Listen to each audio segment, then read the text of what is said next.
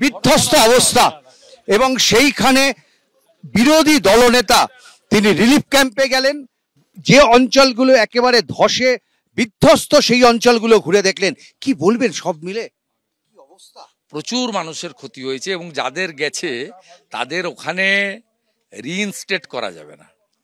আমরা যে ফ্যামিলিগুলোর সঙ্গে মিট করলাম প্রত্যেকটা ফ্যামিলির বক্তব্য হচ্ছে যে আমাদের একবেলা খাওয়া হলেও চলবে, কিন্তু আমরা ল্যান্ড এবং আমাদের বাড়ির পুনর্বহাল চাইছি।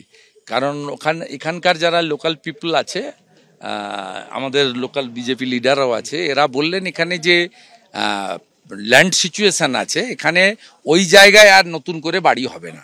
তবে আশার আলো এখানকার টি গার্ডেনের ওনাররা তাদের এক্সট্রা ল্যান্ড প্রোভাইড করতে রাজি হয়েছেন, এই মেনলি এই 19টা ফ্যামিলিকে তারা নতুন করে পুনর্বাসন দেওয়ার জন্য।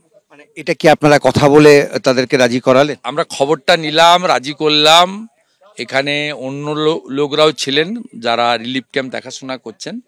ফান্ডের প্রবলেম হবে না, এটা রাজু বিস্তাজি এবং আমি অ্যাসিওর করেছি।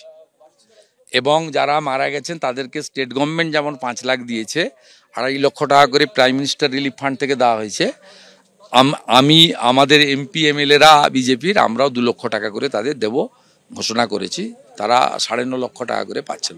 আর ইনজোর্ডদের জন্য পিএম রিলিফ ফান্ড থেকেও 50,000 করে টাকা দেওয়া হয়েছে। কিন্তু এখনো পর্যন্ত কোনো অ্যারেস্ট হলো না। গতকালের ওই ঘটনা, গতকালের অ্যারেস্ট করবে না, তো অ্যারেস্ট করবে না এরা। স্পেশাল কমিউনিটি এবং মুখ্যমন্ত্রী খুব খুশি আছেন, জুবিলিয়েন্ট মুডে আছেন। উদয়ন গুহকে 2 কাপ চা খাইয়েছেন কালকে, যেহেতু খাগড়াবাড়িতে করেছে এবং কালকেও করেছে। Same person, same organize, same category, same face, এবং they are the anti national. এবং এদের সঙ্গে বাংলাদেশের এক্সট্রিমিস্ট গ্রুপ আনসারুল বাংলাদেশ বা জামাতের যোগাযোগ। কি করবেন এখন?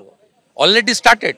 স্পিকার ওম বিড়লাজি অ্যাকশন ইনিশিয়েট করেছেন, এসটি কমিশন অ্যাকশন ইনিশিয়েট করেছেন, আমরা এফআইআর লঞ্চ করেছি। আর আমাদের যে কোর্স অফ অ্যাকশন, কালকে ভ্যাকেশন বেঞ্চ আছে, দেখতে পাবেন।